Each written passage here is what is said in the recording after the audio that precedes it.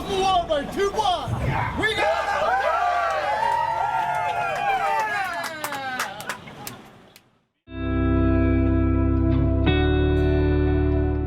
I don't think the average Canadian understands the flexibility that we have in the Canadian Armed Forces in general, with being able to change where you live, where you're posted to, what ship you serve on, even changing your trade, going from the surface to the submarine force.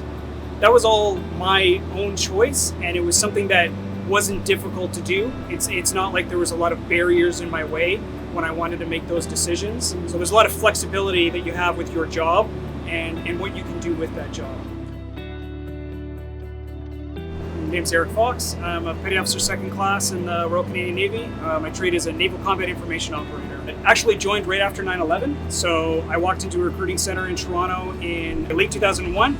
I did my basic in 2002, and then I did a decade in the Army before coming to the Navy in 2013. And one of the big things was I was in college at the time. I wanted to become a police officer. And 9/11 happened, and that kind of spurred a bit of a call of duty to join the military. There was thousands of people that were looking to join the Canadian Armed Forces because of the events of 9/11 and Canada's response with NATO. I did 2 deployments in Afghanistan when I was in the Army. After the end of that mission in 2013, I was looking to do something different, and then I came to the Navy. I've been an NCI op for 10 years, and I've only been on submarines for a year now. One of the big things that is different is the big picture, your scope of knowledge, and your scope of information. You have to focus on like thousands of nautical miles. I'm always kind of in the know of the what's going on, whether it's the commander's intent, our mission success, and what we have to focus on to be successful while we're at sea.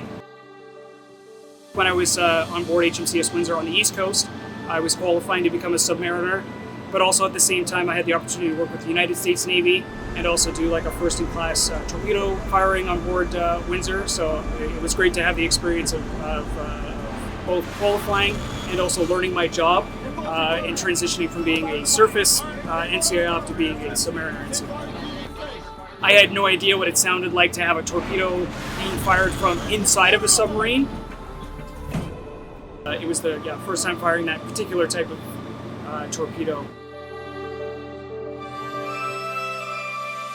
There's lots of other experiences that I'm looking forward to doing, especially when it comes to submarines. I've been able to see dozens of countries. I've been all over Asia.